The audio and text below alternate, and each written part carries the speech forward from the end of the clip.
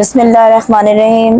میں ہوں آپ کی ہوسٹ عفت شاہد، اور آج ہمارے مہمان ہیں ڈاکٹر انور رضا صاحب، جو ایک اسکالر ہیں، جو بہت ساری کتابوں کے جو ہیں مصنف ہیں، شاعر ہیں، ادیب ہیں، اور ادب کے فروغ کے لیے بہت کام کرتے ہیں۔ نہ صرف یہ کہ کام کرتے ہیں، بلکہ آپ ان کی کتب بینی کا اندازہ لگائیں کہ بہت ساری کتابیں ہیں۔ ظاہری بات ہے، مصنف ہونا کسی عام آدمی کے بس کی بات نہیں ہے۔ اور آج ہم کتاب کا عالمی دن منا رہے ہیں، یعنی کہ ورلڈ بک ڈے۔ کتاب جو ہے ہمیں دنیا کی سیر کراتی ہے، اور کتاب کے بغیر تعلیم جو ہے وہ نامکمل ہے، علم نامکمل ہے۔ آج کے ڈیجیٹل دور میں جو کتاب لکھتے ہیں، کتاب پڑھتے ہیں، ان کی عظمت کو سلام۔ اور جو کتابیں لکھتے ہیں وہ سب سے اچھے اس لیے ہوتے ہیں کہ وہ ہمیں اپنی تجربے کی اور مطالعے کی روشنی میں سلیبس کے ذریعے بتاتے ہیں کہ بھئی کیا سلیبس ہے، تاریخ کیا ہے، انٹرنیشنل لیول پہ ہو، پاکستان لیول پہ ہو۔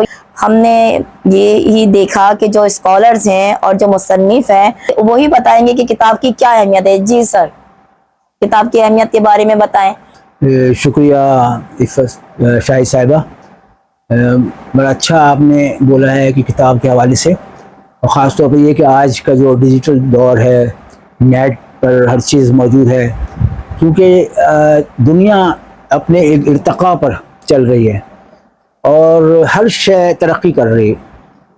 جب ہر شے ترقی کرتی ہے تو اس کا مطلب یہ کہ علم جو ہے سب سے زیادہ وہ ترقی کرتا ہے، کیونکہ کسی بھی شے کے لیے علم پریفر ہوتا ہے، تبھی کوئی شے ڈیولپ ہو سکتی ہے، نئی تخلیق ہو۔ تو کتاب جو ہے وہ علم دیتی ہے اور علم کو پھیلاتی ہے۔ اچھا، اب آپ نے جیسے کہا کہ آج انٹرنیشنل ڈے ہے کتاب کا، تو پہلی چیز تو یہ کہ ہم ایک دن منا لیتے ہیں کتاب کا، یہ بہت اچھا ہے، لیکن ہمیں عملی طور پر پورا سال کتاب کے اوپر توجہ رکھنے کی ضرورت ہے، کیونکہ آج کل کتاب بینی بہت کم ہو گئی ہے، اور نہ ہونے کے برابر لوگوں کا رجحان نہیں رہا ہے کتابوں کی طرف۔ اور آپ جیسے بات کی ہے کہ زیادہ موسٹ پاپولر کتاب، یا دیکھیے ہمیشہ ہوتا یہ ہے کہ مذہب اور غیر مذہب، یہ دو حصوں میں ہم پہلے تو کتابوں کو تقسیم کر سکتے ہیں۔ جب ہم کہتے ہیں مذہب تو اس میں جو الہامی مذاہب ہیں، خاص طور پر جیسے آپ کا ہمارا دین اسلام ہے، یا اس سے پہلے کا دین کرسچینٹی ہے، عیسائیت ہے، حضرت عیسیٰ علیہ السلام کا دین تھا، اور اس سے پہلے حضرت موسیٰ علیہ السلام کا دین، جس میں تورات آئی تھی، اس کے بعد پھر وہ زبور آئی اور صحیفے آئے، اور حضرت عیسیٰ علیہ السلام کو انجیل آئی۔ انجیل میں بعد میں وہ یوحنا کی انجیل، لوقا کی انجیل، متی کی انجیل، پطرس کی انجیل، وہ اس میں انہوں نے تھوڑا چیزیں آئی ہیں، وہ الگ ٹاپک ہے، کبھی اس پہ بعد میں بات کر لیں گے۔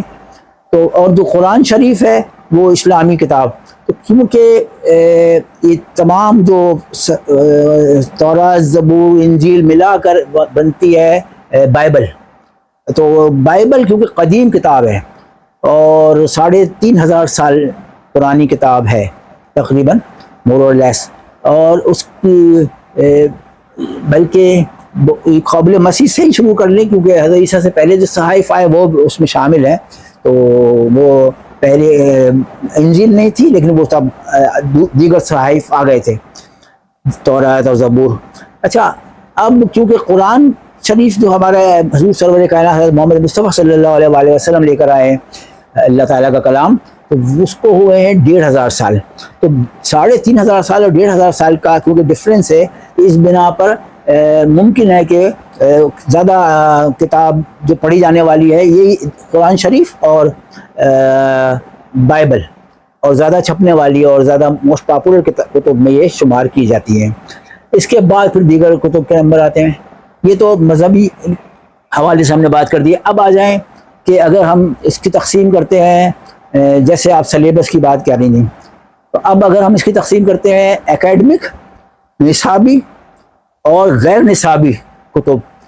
اب جو نصابی کتب ہیں وہ ہمارے جو تعلیم حاصل کرنے والے اسکول یا کالج یا یونیورسٹی یا اس سے ہائر لیول پر اسٹڈی کرتے ہیں، ریسرچ وغیرہ، سب کو ہارڈ کاپی کی ضرورت پڑتی ہے. تو وہ جو ڈیجیٹل آپ فرما رہی تھی، تو ہم PDF سرچ کر لیتے ہیں، دیکھ لیتے ہیں، ریفرنس کے طور پہ دیکھ لیتے ہیں، یا پوری کتاب بھی اس میں دیکھ لیتے ہیں. لیکن ضرورت پھر بھی ہمیں پڑتی ہے کس چیز کی، کہ ہم PDF کو اس کی پرنٹ نکالیں، ہارڈ کاپی لیں، اس سے حاصل کریں. یا پرانے ریکارڈ کی وجہ سے ہمیں کبھی ہوتا ہے کوئی الیکٹریسٹی کا مسئلہ ہو جاتا ہے، یہ سب چیزیں مس ہو جاتی، لیکن کتاب جو ہے وہ ہمیشہ محفوظ رہتی ہے. قرآن پاک اور بائبل سب سے زیادہ چھپنے والی اور پڑھی جانے والی کتابیں. اس سے پہلے بھی انبیاء تھے، ان پہ کتابیں ہوئیں، لیکن کیا اس سے پہلے کے جو مذاہب تھے ان کی بھی کتابیں ہوتی تھیں؟ جیسے بھگوت گیتا ہے ہندوؤں کی. آپ صحیح کہہ رہی ہیں، کیونکہ قدیم اب یہ خالص مذہبی بات ہوتی چلی جائے گی. آپ جیسے بتائیں گے مجھے، یا آپ جو وضاحت کریں گے؟ قدیم جو زبانیں مانی جاتی ہیں وہ 5 ہیں جی، جس میں ایک سنسکرت بھی ہے. جی جی بالکل. اور اب چونکہ آپ نے بھگوت گیتا کا نام لیا ہے تو اس حوالے سے پھر وہ بات آ رہی ہے. اور چائنیز بھی جس میں قدیم زبانوں میں ایک زبان تسلیم کی جاتی ہے، ہیبرو ہے. اچھا، جب ہم کہتے ہیں سنسکرت، اس کا مطلب ہوتا ہے کہ یہ بر صغیر کا یہ خطہ زمانے میں جو بھارت سب سے قدیم تہذیب ہوتی تھی. مہابھارت کی کتاب جو ہے وہ خود ایک مائتھولوجی ہے جو انڈین، وہ بھی قدیم مانی جاتی ہے، جس میں مہاراجا ہستینا پور سے وہ شروع ہوتی ہے. اور وہ پھر وہاں اس میں بہت سی چیزیں ہیں، اب میں اس کو الگ سے ڈسکس کر لوں گا پھر کبھی. یہ کتاب کی اہمیت اس طرح ہے کہ کسی بھی مذہب کی اہمیت جب تک نہیں ہوتی ہے جب تک اس کی مذہبی کتاب نہ ہو. کیا یہ بات صحیح ہے؟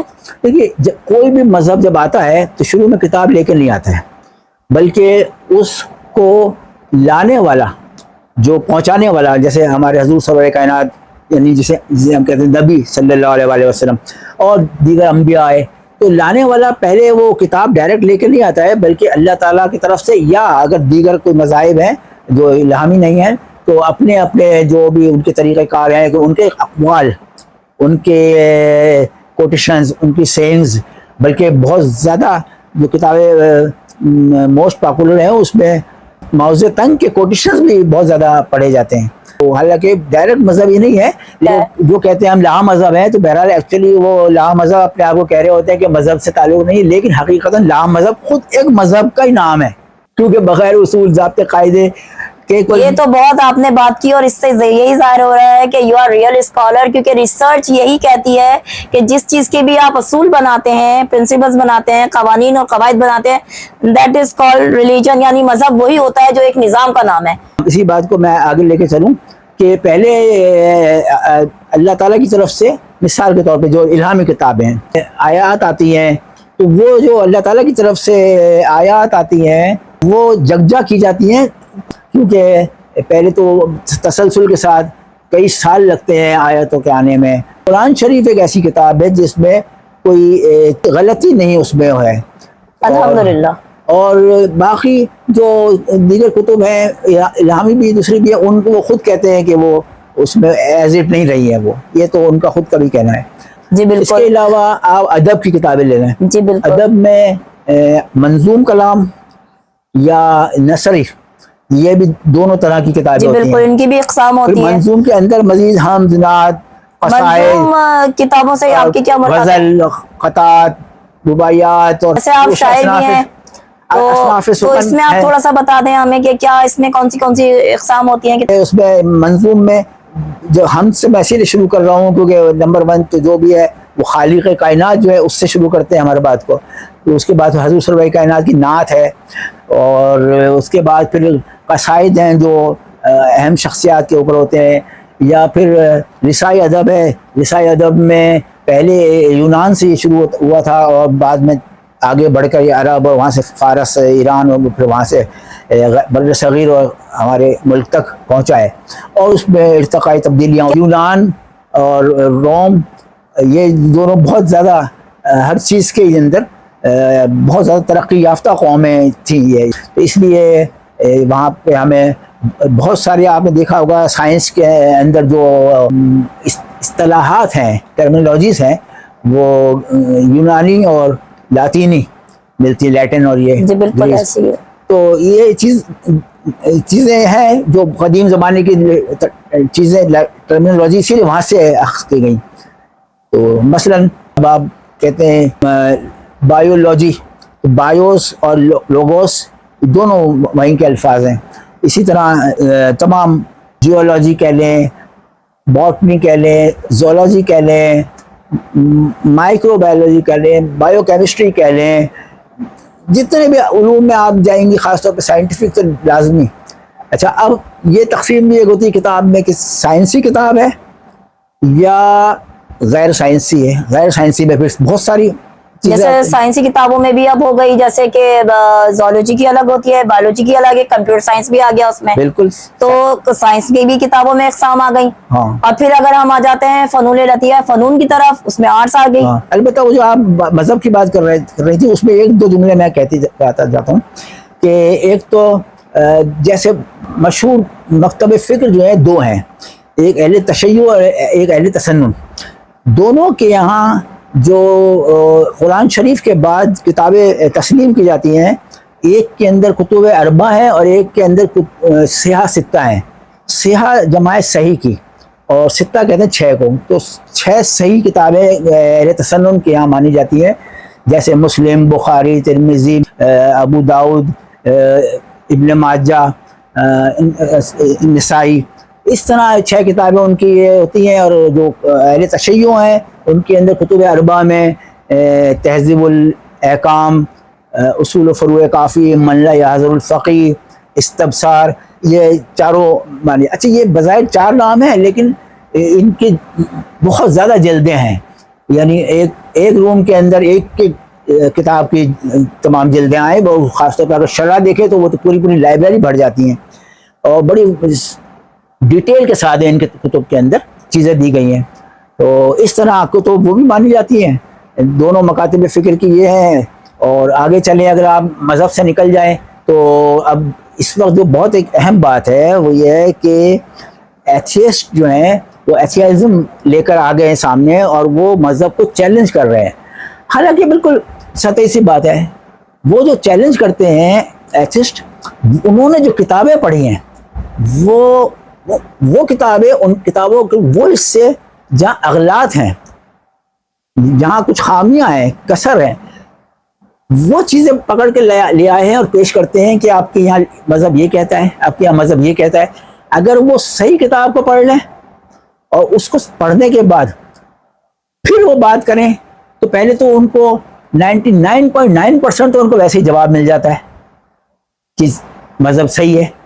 اب وہ مذہب کو غلط اس بنا پر کہتے ہیں کیونکہ وہ جو بہت سارے مکاتب فکر ہیں اور ان کی الگ الگ کتابیں ہیں، الگ الگ تھاٹس آ گئے ہیں، وہ تضادات آ گئے ہیں. تو اس میں ایسا فیل ہوتا ہے جیسے کہ تو غلطیاں ہیں، سب تو غلط کہا جا رہا ہے. لیکن مذہب غلط نہیں کہتا ہے. جہاں مذہب حق ہے وہ صحیح ہے. جب مذہب حق نہیں ہوگا تو کیا یہ اسی طرح بات ہے کہ کسی بھی ادارے کا، چاہے وہ اکیڈمی ہو یا گھر ہو، ہر جگہ کے اصول و ضوابط ہوتے ہیں؟ تو اسی طرح سے جو وہ لوگ ہیں، میں معذرت کے ساتھ کسی مذہب کی بات نہیں کر رہی، میں کتاب کی بات کر رہی ہوں. اور کتاب کے لیے ہم مذہبی باتوں کو بھی رکھ سکتے ہیں اور غیر مذہبی کو بھی. یعنی ہم کتابوں ہی کی بات کر رہے ہیں کہ مذہب بنے اور پھر کتابیں بھی بنی. تو کتاب ہی کی بات کو ہم فوکس کر رہے ہیں کیونکہ یہ ہماری بات آگے تک جائے گی. تو کسی کو بھی ہم یہ نہیں کہہ رہے کہ کسی کے جذبات ہو، لیکن ہم بات کر رہے ہیں سب ریسرچ کی. جی ڈاکٹر صاحب، آپ مزید روشنی ڈالیں. اچھا، اب کتابیں جیسے قدیم زمانے میں انڈیا کے اندر، قدیم ہندوستان جو تھا اس میں ایک علم رہا ہے، اب بھی بعض جگہوں پر وہ اپلائی کیا جاتا ہے. وہ اسے کہتے ہیں واستو. واستو کے اوپر بہت سی کتابیں آئی ہیں اور وہ کتابیں اتنی زیادہ لوگوں نے اس پر کام کیا کہ اس کا تعلق ہوتا ہے دشا سے، کہ رخ. دشا مینس کہ سمت، رخ، کہ کس سمت میں دروازہ ہو، کس رخ پر، نارتھ ساؤتھ ایسٹ ویسٹ کے حساب سے، اور ونڈو کہاں ہو، انٹرنس بین کہاں بہتر ہے، کہاں پر ایگزٹ بہتر ہے، کہاں پر آگ کا جلایا جانا اسٹوو وغیرہ کچن کے لحاظ سے، کہاں پانی کا استعمال کیا جانا، پانی کا فلو کیسا ہونا چاہیے. اچھا، اسی طرح چائنا کے اندر جو قدیم میں کیونکہ یہ آ رہے ہیں تو ان کی کتاب ہے فینگ شوئی، جو یہ علم ایک ہے ان کے پاس، جو اس کے تحت بھی وہ ینگ اور یانگ دو چیزوں پر ڈیپینڈ کرتا ہے. یعنی وائٹ اور بلیک، اس کا سمبل بھی کچھ اس طرح سے کر کے کہیں دیکھا ہو، شاید آپ لوگوں نے نظر پڑی ہو. ان سے کیا مراد ہے؟ ینگ اور یانگ مینس کہ دو متضاد چیزیں. पॉजिटिव यानी नेगेटिव, दिन रात जैसे होती है, दिन रात, ऑपोजिट। Black white. तो कहीं भी अगर आप एक ही कलर लाइट ही लाइट कर दें या डार्क ही डार्क कर दें तो वो डिसबैलेंस होगा। तो बैलेंस कायम रखने के लिए उसको कलर के लिहाज से भी और अशिया के लिहाज से भी, जैसे अगर एक जगह एक दीवार है खाली, उस पर एक जगह एक तस्वीर लगा दें, एक कोने पर दूसरे कोना खाली दिख रहा हो तो अजीब सा फील होगा, या तो सेंटर में लगाई जाए या दोनों तरफ दो लगाई जाए, इस तरह बैलेंस किया जाता है। तो वो उनका भी ना उसकी किताब फेंग शुई बड़े इस इल्म पर काफी अच्छी किताबें उनकी आई हुई हैं। तो इस इल्म का क्या नाम कहा जाता है, ये इल्म किस नाम से पहचाना जाता है? फेंग शुई जो मैं बता रहा हूं, फेंग शुई के नाम से। तो इसको मानने वाले कहाँ के लोग होते हैं? देखिए अब तो खैर ये, क्योंकि मैं तो अब आपने कदीम कहा था तो मैंने तस्करे की है। तो इनकी कोई किताब है ऐसी जो मशहूर किताबें हैं, अगर आप बताएं ताकि हमारे तालिब इल्मों को पता चले और उस चीज में ना जाए। इसका आसान कर देता हूँ। देखिए अगर आप अपने मजहब पर सिंसियर हैं और मजहब के हिसाब से जो आपको बयान कर दिया गया है उस पर आप अच्छी तरह अमल पैरा हैं, तो अज खुद आपसे ये होगा कि वो वास्तु की जरूरत नहीं पड़ेगी कि दरवाजा आप लगाएंगे ही उसी समत में खुद ही बगैर वास्तु को देखें। फेंग शुई की जरूरत ही नहीं पड़ेगी। आप जैसे हम किबला करके, किबला हमारा काबा है, हम नमाज के लिए बैलेंस करके काम करेंगे, जो हमारे दीन का हिस्सा है कि बैलेंस करके करें, फॉलो करना है, हमें उसको फॉलो और हमारी जो मुकद्दस किताब हमारी कुरान हाँ। पाक है, कुरान शरीफ हमारे लिए है कि हम उसको ही फॉलो करते हैं, और हमारी किताब कुरान शरीफ कुरान पाक है। तो आपने बिल्कुल सही कहा, जैसे हम किबले की तरफ कहते हैं भाई किबला कहाँ है, काबा किधर है, हमें नमाज पढ़नी है, इसी तरह बात है ये। बिल्कुल वो हम लोग क्योंकि मुसलमान है, मुस्लिम है, बिल्कुल ऐसे ही है, हम उसी को फॉलो करते हैं, अपने कवानीन पर अमल पैरा रहते हैं। तो आज खुद हमारे से वो फेंग शुई और वो वास्तु खुद भी एडजस्ट होगा, सामने आएगा, जबकि हम उससे इनसे वाकिफ ना भी हो तब भी। बिल्कुल आपने सही कहा। जैसे हम तो अपने हज़रत सल्लल्लाहु अलैहि वसल्लम अपने नबी को ही फॉलो करते हैं और उनकी ही हर सुन्नत को करते हैं, क्योंकि अल्लाह के हबीब है वो, और जो हमारी किताब है उसमें सारी चीजें हैं, तर्जुमा तफसीर, तो हम तो उसी को फॉलो करेंगे। हाँ, एक रिसर्च के तौर पे एज ए स्टूडेंट जो है हम किताबें पढ़ते जरूर है, पढ़ते हैं, और आप तो जाहिर बात इतने सीनियर हैं, मुसन्निफ है, तो हम रिसर्च के तौर पे पढ़ते हैं, लेकिन इसका कतई ये मतलब नहीं है माज़अल्लाह कि हम उनमें अपनी क्रिएशन में, बल्कि हमें पढ़ना है नॉलेज के लिए। लेकिन नॉलेज का मतलब है नॉलेज, क्योंकि जो हमारी किताब है वो कुरान पाक है, वो हमारे लिए और हमारे जो भी हैं मज़ाहिब के लोग, ठीक है, कहीं पे कोई जबर नहीं है, ना हमारे नबी ने ना हमने, लेकिन हमारे लिए किताब है। जैसे बहुत अच्छी आपने बात की कि भाई हमें किसी उसको नहीं फॉलो करना, सिम को हम नमाज के लिए मुसलमान यही होता है, कहीं पे भी हम जाते हैं हमें नहीं पता, हम किसी से पूछते हैं कि भाई काबा किबला किधर है, हमें नमाज पढ़नी है। ये बात ऐसी है डॉक्टर साहब? बिल्कुल इस तरह है कि हम जब अपने मजहब पे चलते हैं तो बहुत सारी चीज़ें, तो फॉर एग्जांपल कुछ काम ऐसे हैं जो किबला रुख होकर मना है करना जी, कुछ काम ऐसे जो करने ही किबला रुख है, जो अच्छे काम, नमाज पढ़ना वगैरह जो है ही, उसके अलावा भी बहुत सी चीज़ें अच्छी हैं। बहुत सी चीज़ें ऐसी हैं जो दाहिने हाथ से शुरू करना बेहतर है, और इसी तरह बिस्मिल्लाह पढ़ के ये चीज़ें बहरहाल तो ये किताबें ही सारी बनती चली गई, जिसमें मजहब आ गया, जिसमें बच्चों को अब नमाज के तरीके भी बताए जा रहे हैं, अब वो डिजिटल भी हो गई, लेकिन किताब की तो अहमियत है। अब ये तो हो गई डॉक्टर साहब मजहबी किताबों की बात। अब हम अगर दूसरी किताबों पे आए, जैसे अदबी किताबों पे आए, तो उसमें अदब में तो शेर व शायरी भी आ गई है, उसमें नसर भी आ गया है। तो पहले कुछ शेर के हवाले से बताएं, क्योंकि आप शायर भी हैं माशाल्लाह। देखिए अदब के बड़े हिस्से दो ही हैं, एक नसरी हिस्सा, एक मंजूम। मंजूम के अंदर जो आप कह रहे हैं शेर व शायरी जो कलाम होते हैं, उसमें हम अगर ले लें तो उसमें अल्लाह ताला की तारीफ है जी, नात लें हज़ूर सरवर कायनात हज़रत मोहम्मद मुस्तफ़ा सल्लल्लाहु अलैहि वसल्लम की तारीफ और उनके बारे में। अब आगे चलें, कसाइद ले लें तो दीगर ज़वात मुक़द्दसा जो हैं उनकी तारीफ है, और सना में भी मनक़बत भी कहते हैं, और सना की तारीफ, वो हम तो सना एक ही उसमें। वो असल में जब हम अदब के हवाले से बात करते हैं, जो असनाफ सुखन रिकॉग्नाइज्ड हैं नाम, मैं फिर वो ले रहा हूँ। फिर वो जो सना उसी के अंदर आती है, मदह, सना या मनक़बत उसे कहते हैं, जो कसीदे होते हैं। अब वो ज़वात मुक़द्दसा के अलावा अगर कोई मिसाल के तौर पर किसी बादशाह के तारीफ बयान करता है तो वो भी कसीदा होता है, वो कसीदा होता है। हाँ, अब ये जो आजकल इसका ज़्यादा रिवाज नहीं है, वरना वो मुखालिफ لکھتے ہیں تو ایک خلاف اس کے لکھنے کے لیے، برائی بیان کرنے کے لیے ہجو ہوتی ہے۔ اچھا، دوسرے طرف سے آگے بڑھے تو رسائی ادب ہے جسے مرثیہ کہا جاتا ہے، ابھی میں بتایا آپ کو میں نے اس کے بارے میں۔ اچھا، یہ رسائی ادب میں آتا ہے؟ رسائی ادب میں آئے گا۔ اچھا، مرثیے کی وہ تاریخ ہے پوری یونان سے شروع ہو کر اور وہ ہمارے ملک تک کس طرح پہنچا ہے۔ آج کا جو مرثیہ ہے وہ موضوعاتی مرثیہ ہو گیا ہے، عنوانات پر ہوتا ہے اور تحقیق کر کے، جیسے آگ، مٹی، ہوا، پانی، تلوار، کربلا، امام علی مقام۔ اچھا، کیونکہ مرثیہ جو ہے پہلے سہراب پر بھی کہا گیا، انتقال پر، اس کے رستم کے انتقال پہ کہا گیا، بغداد کی تاراجی پر کہا گیا، یعنی اس طرح کے۔ کیا مرثیے کی زبانیں بھی مختلف تھیں مختلف دور میں ان کے زبانوں کے لحاظ سے؟ ہاں، ایک وقت میں تو خاص یہ مثنوی کی بحر ہے کہلاتی ہے، یہ اس میں مرثیہ کہا جاتا تھا، بعد میں آگے چل کے تبدیل ہو گیا اور عرب سے جب ایران میں آیا۔ تو کیا مرثیہ غم کے اظہار میں کہتے ہیں؟ ہاں، جب غم کے اظہار کا نام ہے، لیکن پہلے کسی کے بھی غم میں ہوتا تھا، کسی بھی ایونٹ میں، جیسے کوئی شہر کی تارازی ہو گئی، کوئی واقعہ بڑا ہو گیا، لیکن جب واقعہ کربلا ہوا تو واقعہ کربلا اتنا بڑا المیہ ہوا، اتنا بڑی ٹریجڈی ہو گئی کہ مرثیے نے واقعہ کربلا کو اور واقعہ کربلا نے مرثیے کو اپنی جگہ بٹھا لیا، اور وہ وہاں ایک دوسرے سے جدا نہیں ہو پا رہے ہیں۔ اور امام علی مقام کی شہادت کیونکہ اتنی بڑی شہادت ہو گئی تو ان کے آگے پھر وہ ان کی شہادت کے آگے کسی کا انتقال ہو جانا کوئی پھر معنی نہیں رکھتا ہے، تو اس لیے وہ مخصوص ہو کے رہ گیا کربلا اور کربلا والوں کے عنوان سے مرثیہ۔ اور مرثیے کی جو کتابیں ہیں وہ کتابیں کون تھیں، اور وہ مرثیہ میں کتابیں تو جتنے شعراء ہیں جن لوگوں کی کتابیں آ چکی زیادہ تر آ چکی ہیں، جس میں سب سے بڑے نام میر ببر علی انیس کا ہے اور مرزا دبیر کا ہے، جو ایک ہی دور کے تھے دونوں، اور کیونکہ ان کے نام بہت زیادہ مشہور ہوئے سب جانتے ہیں، حالانکہ خود میر ببر علی انیس کے، میر انیس کے والد میر مستحسن خلیق خود بہت اچھے مرثیہ گو شاعر تھے، بڑے شاعر تھے، ان کے خود وہ میر انیس کہتے ہیں 5ویں پشت ہے شبیر کی مداحی میں، یعنی کہ وہ خود بیان کر رہے ہیں کہ مجھ سے پہلے 4 میرے بزرگوں نے مرثیے کہے ہیں۔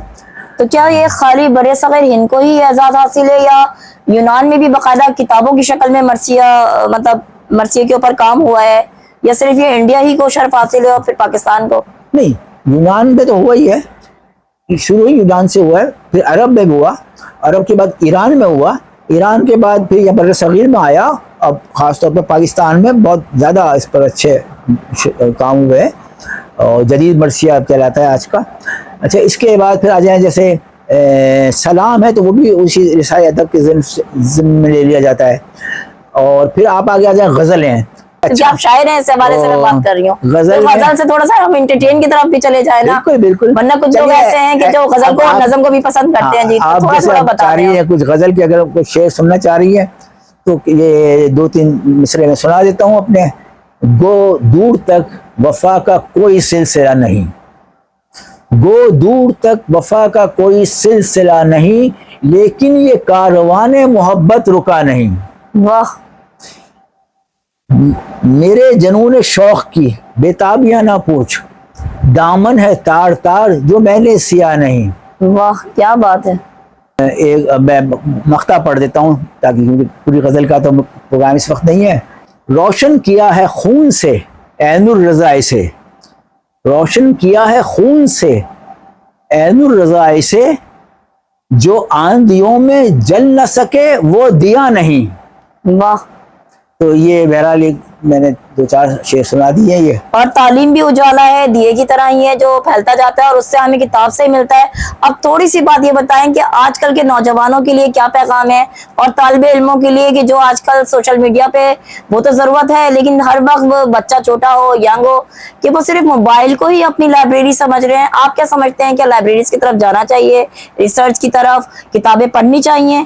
جیسے کتابوں پہ کام ہو رہا ہے، بچوں کے ادب میں ہو رہا ہے، میں بھی کر رہی ہوں، آپ بھی مختلف ادب کے لیے کام کر رہے ہیں، مصنف ہیں، کام کر رہے ہیں، تو کیا اب ہمیں لائبریریوں کو آباد کرنا چاہیے جو ویرانے کی شکل اختیار کر رہی ہیں؟ کیا کام ہونا چاہیے کتابوں پہ؟ آپ کیا سمجھتے ہیں آج کے عالم دن کے حوالے سے؟ کیونکہ آپ ورلڈ بک ڈے ہے تو جو ہمارا مین ٹاپک ہے، ہم ٹاپک کی طرف ہی آتے ہیں کہ کتاب کے حوالے سے کیا کام مزید ضرورت ہے اب اس کی؟ دیکھیں چونکہ جدید دور ہے اور ڈیجیٹل دور ہے، آئی ٹی کا، اے آئی کا دور ہے، اور میں یہی پیغام دوں گا تمام نئی نسل کو بھی اور تمام لوگوں کو کہ وہ نئے دور کے اندر نئے دور کے تقاضوں کے مطابق چلیں اور پورے بھرپور طریقے سے آئی ٹی کو یوز کریں، اے آئی کو یوز کریں، اور جب ضرورت پڑے نیٹ پر سرچ کریں، ہر بات پر سرچ کرنے کی عادت ڈال دیں. کوئی بات آ جائے سامنے فوراً سرچ کر کے دیکھیں یہ جو بات سامنے آئی ہے اس کی حقیقت کیا ہے. ضروری نہیں ہے کہ سرچ کرنے سے آپ کو حقیقت ساری اس کے اندر آ جائے گی سامنے. اس میں اگر کوئی آتھینٹک کتاب کے حوالے سے چیز آ رہی ہے، ویکیپیڈیا سے آ رہی ہے، تو پھر تو مانی جائے گی. ادروائز تو کوئی بھی نیٹ پہ کچھ ڈالتا ہے وہ سامنے آ جاتی ہے چیز. یہ آپ کا کام ہے کہ اس کی تحقیق کریں کہ صحیح چیز سامنے آئی ہے یا اغلاط کے ساتھ چیز آئی ہے. اچھا اس کے بعد یہ کہ کتابوں کو نہ چھوڑیں، لائبریریز کو نہ چھوڑیں، لائبریریز آباد کریں. کتابیں کم سے کم سال میں کچھ نہیں تو سال میں یا مہینے میں ایک آدھ کتاب نہیں تو سال میں 2-4 کتابیں ضرور خرید لیا کریں. 2-4 نہیں تو جو لوگ نہیں خرید پاتے ہیں وہ ایک آدھ تو ضرور خرید لیا کریں. تو بھی بہت آج کے دور میں مصروف دور میں اور لوگ جہاں مشکلات سے گزر رہے ہوتے ہیں اور پوری دنیا مشکلات سے گزر رہی ہے، ایسے میں اتنا بھی کافی ہے لوگ انٹرسٹ ضرور لیں. جس سے زیادہ جتنا پاسبل ہو سکے وہ کتاب پر توجہ دیں، اپنے پاس بھی رکھے، لوگوں کو بھی دیں اور کام تحفے میں بھی دیں، تحفے میں بھی دیں، پڑھیں بھی، مطالعہ بھی کریں. اور لائبریری جب ہم جاتے ہیں تو آپ جب فرسٹ جگہ کہیں پہ بھی جاتے ہیں، یہ انسان کی ہیومن سائیکالوجی ہے کہ کچھ دن عجیب سا لگتا ہے، پھر جاتے ہیں تو پھر وہ آپ کی عادات بن جاتی ہے. بہت شکریہ ڈاکٹر صاحب. آج ہم نے کتاب کے عالمی دن پہ بہت اچھی باتیں ہمارے مہمان ڈاکٹر انور رضا صاحب سے کی، اور مجھے واقعی بہت ان کے ساتھ مزہ آیا بات چیت کر کے. اور میں آخر میں یہی کہوں گی کہ میں خود جو ہوں وہ بہت بک لور ہوں، کتابیں پڑھنے کی اور کتابیں دینے کی. اور ہمیشہ میں جو کتاب کی رونمائی ہوتی ہے، بک لانچنگ ہوتی ہے اور ادبی پروگراموں میں زیادہ شوق سے حصہ لیتی ہوں ادر ایکٹیویٹیز کی نسبت، کیونکہ کتاب ایک ایسی چیز ہے جو ہم سب کی سب سے بہترین دوست ہوتی ہے. تو پلیز آپ سب مطالعہ ضرور کیا کریں. اور ڈاکٹر صاحب دیکھیں ماشاءاللہ اتنے سینئر ہیں، قابل ہیں، اور ہم نے آج کتاب کا عالمی دن منایا ہے اس لیے خاص طور سے اسٹوڈنٹس کے لیے، ٹیچرز کے لیے، اور ہم سب ہمیشہ طالب علم ہی رہتے ہیں کہ جب تک انسان زندہ ہوتا ہے وہ طالب علم رہتا ہے. اور یہ ہمیں کتاب سے محبت کا صلہ ملتا ہے. تو کتابوں سے محبت کیجیے اور کتاب کے ساتھ ساتھ علم کے ساتھ ساتھ عمل پہ بھی آپ توجہ دیں، کیونکہ عمل سے زندگی بنتی ہے، جنت بھی جہنم بھی. اپنی ہوسٹ عفت شاہد کو اجازت دیجیے، اور آج کے عالمی دن پہ ڈاکٹر صاحب کا پھر شکریہ، اور عفت شاہد آپ سے اجازت لیتی ہے. بہت بہت شکریہ. جزاک اللہ. اللہ حافظ. پاکستان زندہ باد.